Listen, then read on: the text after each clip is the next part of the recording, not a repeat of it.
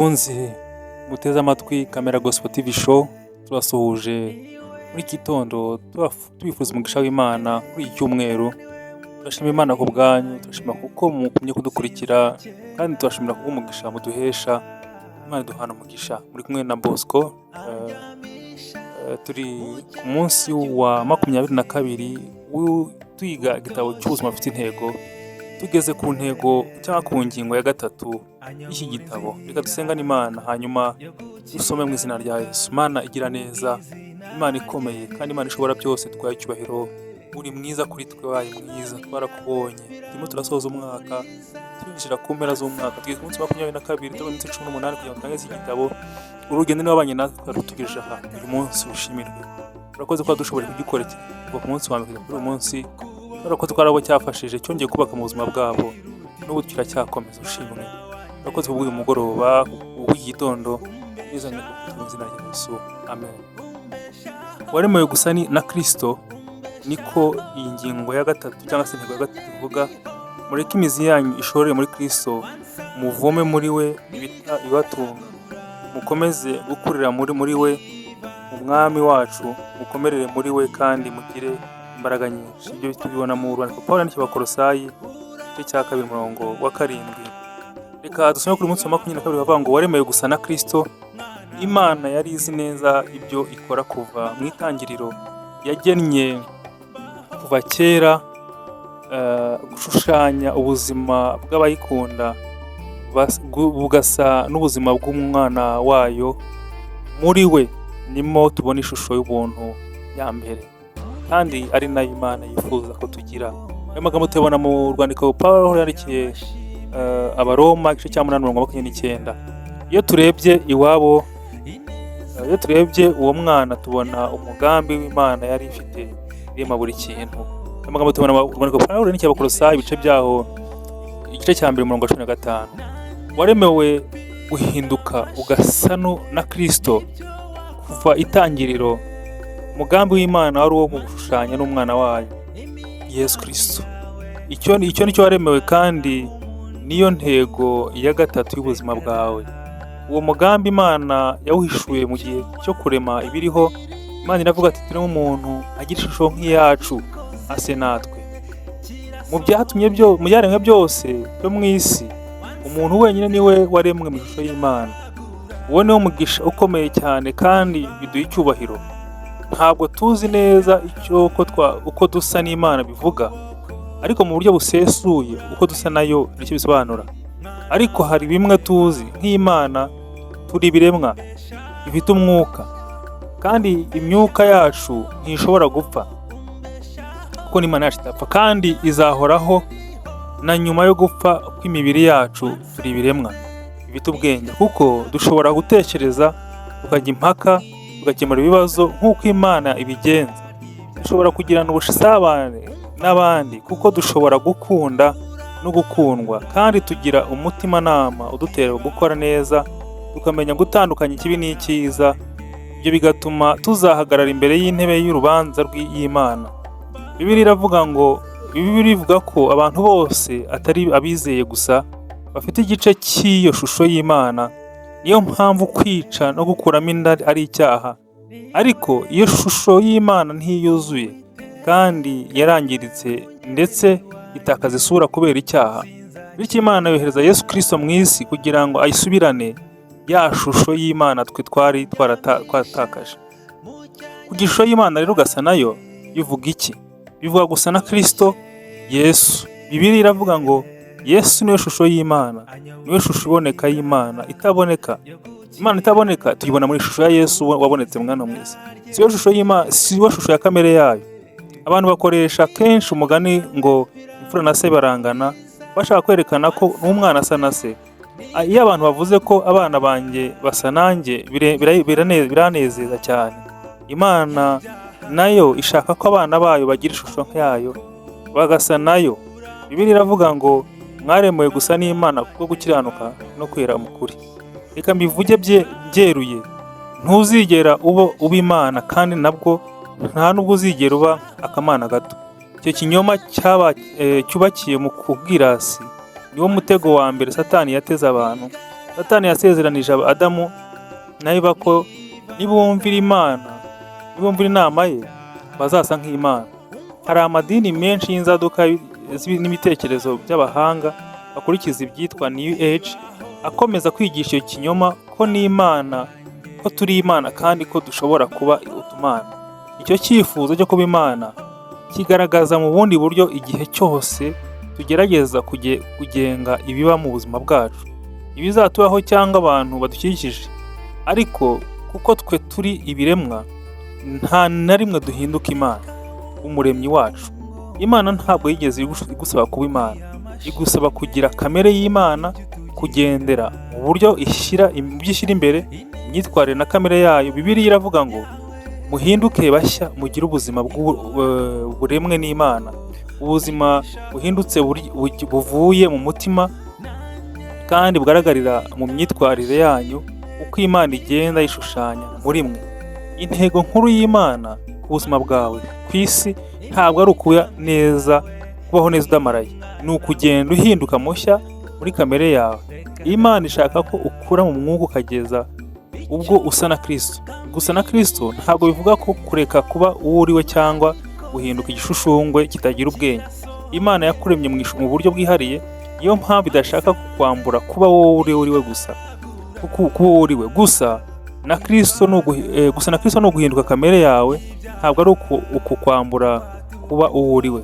Imana ishaka kugira imico nk'igaragara mu nyigisho Yesu yatanze mu musomyi ku musozi, imico igaragaza imbuto z'umwuka, imico isa n'iyo Pawulo avuga ku rukundo, imico isa n'iyo Petero yanditse igomba kuranga ubuzima bwera imbuto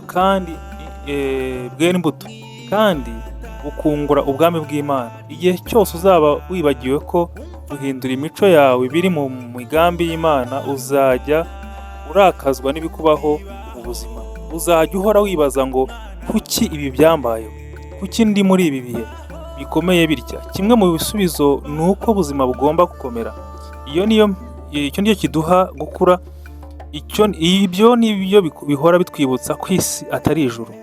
Hari abakristo benshi basobanura nabi isezerano Yesu yatanze ko abamwizera bazagira ubugingo bwinshi, bakumva ko bivuga guhorana ubuzima bwiza, kubaho mu bukire, guhora unezerewe, ibyo wifuje gukora byose bigahita biguhira, kandi wagira ibibazo ugahita ubona ibisubizo byabyo ku buryo kwizera no gusenga muri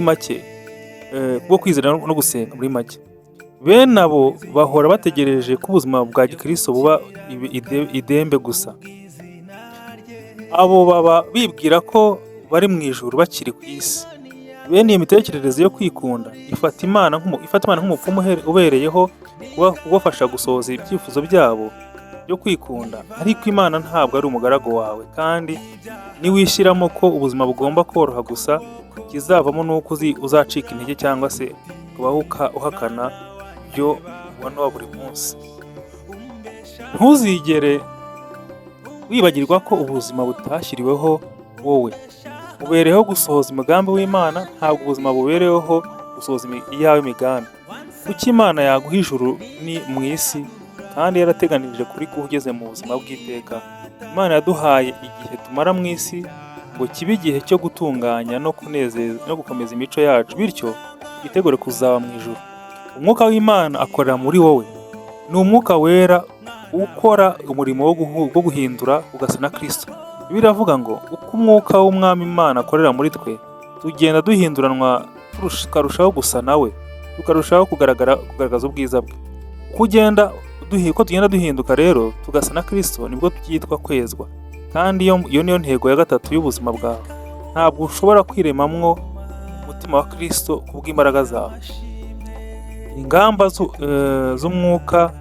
z'umwaka mushya, imbaraga z'ubushake ndetse n'ibyifuzo byiza ntabwo bihagije. Umwuka wera wenyine niwe ufite imbaraga zo kuzana impinduka. Imana ishaka ko ubuzima bwawe, Bibiliya iravuga ngo Imana niyo ikorera muri twe, ikorera muri mwe ikabatera gushaka kuyumvira, kandi ikabaha imbaraga zo gukora ibyo yishimira. Iyo mvuze imbaraga z'umwuka, abantu benshi bahita bumva ibimenyetso by'ibitangaza amarangamutima atagira rutangira.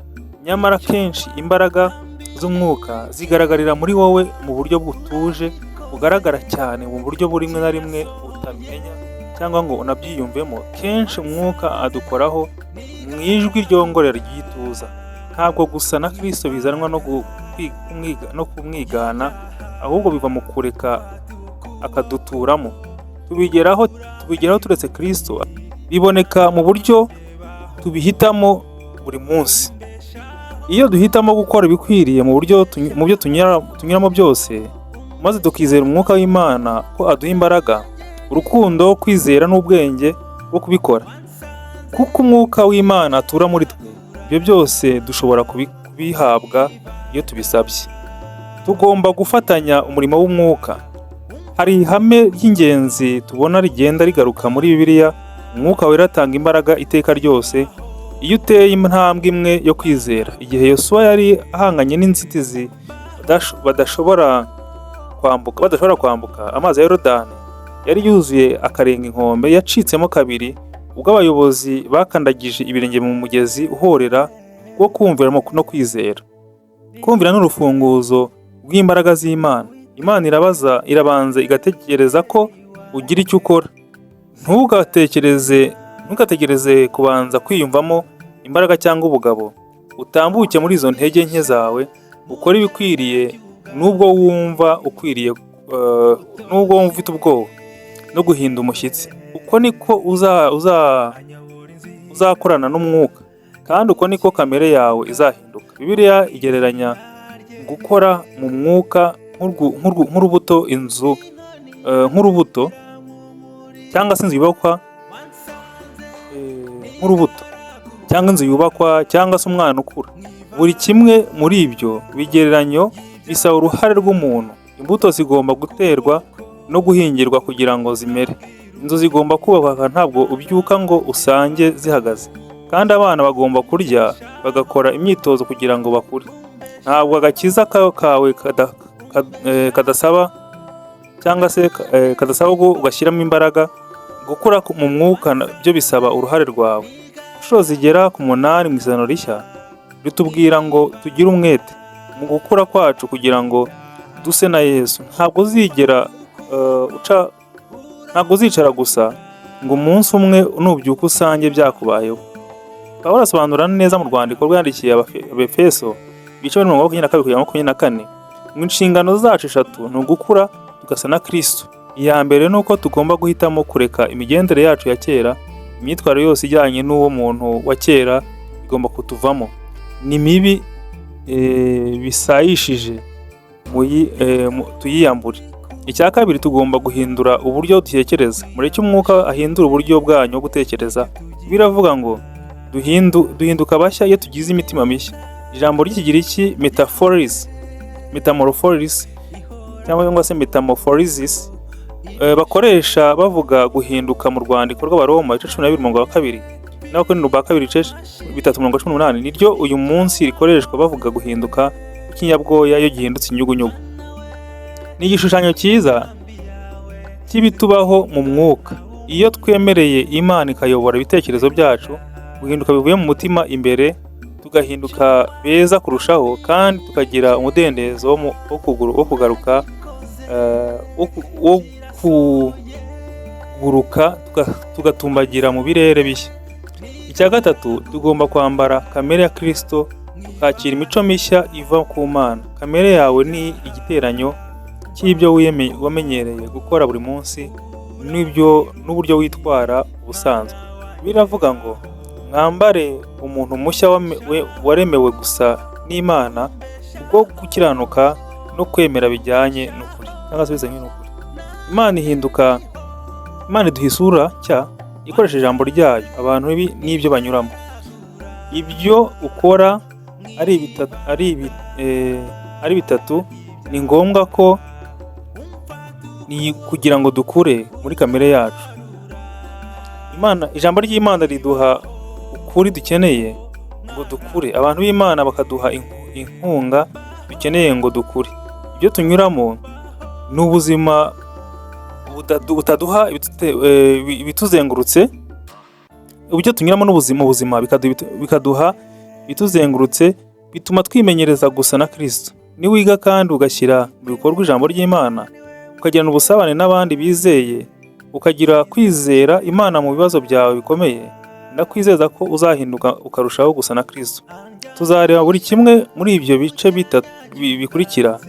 Muri ibyo bice bikurikira, abantu benshi bibwira ko inyigisho za Bibiliya no gusenga bihagije ngo umuntu akure, ariko hari ibintu bimwe na bimwe uzahura nabyo mu buzima bitazahinduka no kwiga amasomo ya Bibiliya, no gusenga gusa. Imana ikoresha abantu, akenshi ihitamo gukorera mu bantu kuruta gukora ibitangaza kugira ngo twige kwishingikiriza bamwe ku bandi, iyo tugira ubusabane. Imana ishaka ko dukurira hamwe. Mu madini menshi abantu batekerezwa ko bakuze mu mwuka kandi bijejwe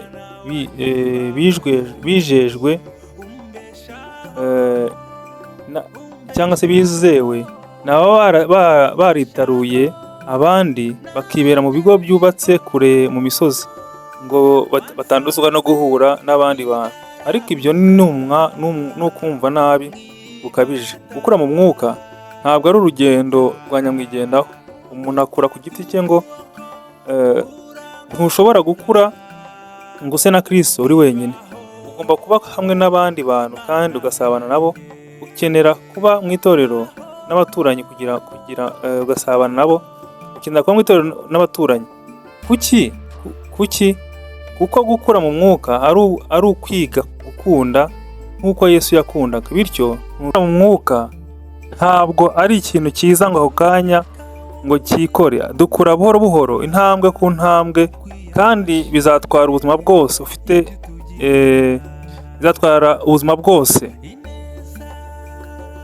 ufite imbere yawe. Pawulo yavuze ati ibyo bibakomeza kugeza igihe tuzagera ku kigero gishyitse nk'uko Kristo ari, kugeza ubwo tuzasa nawe. Ujye witekereza nk'umurimo uko ugikomeza guhinduka mu mwuka ngo use na Kristo. Bizatwara imyaka usigaje yose y'ubuzima bwawe, kandi nubwo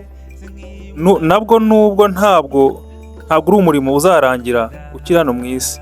Uzarangira gusa igihe uzaba ugeze mu ijuru cyangwa Yesu agarutse. Icyo gihe ibizaba bisigaye bitarangiye mu kuguha kamere nshya bizihutishwa. Bibiliya itubwira ko amaherezo nitubona Yesu neza tuzahinduka tugasa nawe neza. Ntidushobora gutekereza uko tuzamera Yesu niyerekanwa. Icyakora icyo tuzi ni uko niyerekanwa tuzasa nawe neza, kuko tuzamureba uko ari koko.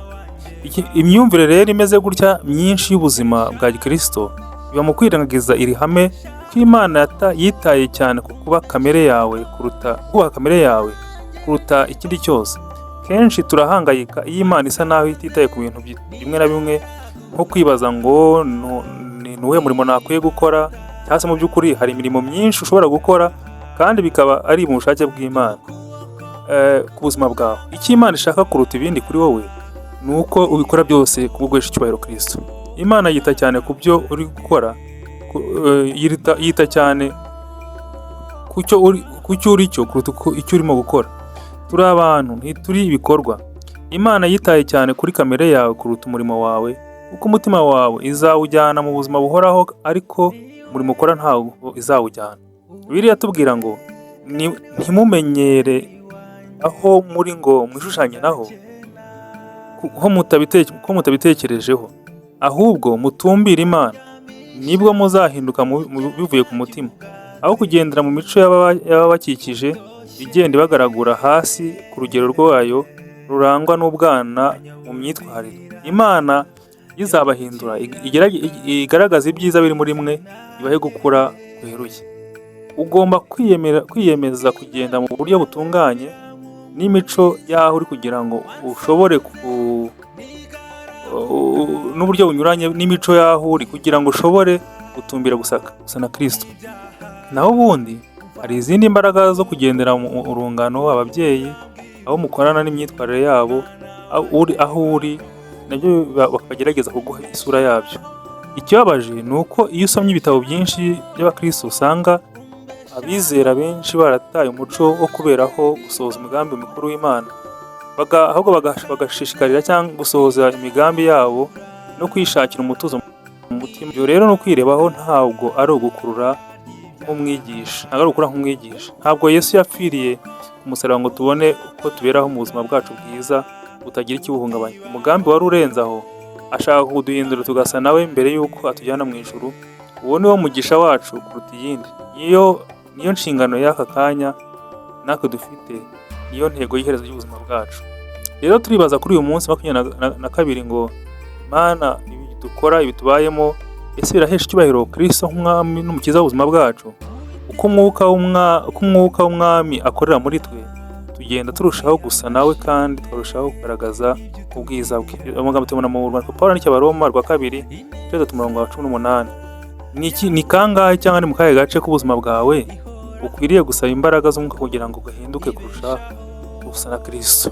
Twese tugiye gusenga Imana, yagusaba wowe dukurikiye kugira ngo urusheho gusengana natwe kandi nawe urusheho kugira umutima nk'uwari muri Kristo Yesu. Yesu, turagushimye ko dukunda, wadukunze kera kuva tukiri batoya. Wari ufite umugambi wo kutugirira neza, ukaduhindura abasa nawe kugira ngo tuzabone Imana dusa nayo. Data, turakwinginze kugira ngo bidushoboze mu gihe cya none, aho turi mu isi dukurura, itwereka ko hari ibindi byiza bihari bitari ukwizera. Ariko Data, udushoboze kugira ngo twere imbuto mu benshi, babone ko hari itandukaniro ry'abakwizeye nyakuri n'abandi batakwizeye. Icyo dushoboza no kugira ngo tube nkawe uko wari uri natwe ko tumera, kugira ngo uza kudutwara dushyiriye Data wo mu ijuru, tuzagaragare neza dusa nawe mu ngeso no mu migirire. Urakoze ko Imana rwacu kandi tugira neza mu byose mu izina rya Yesu Kristo wacu.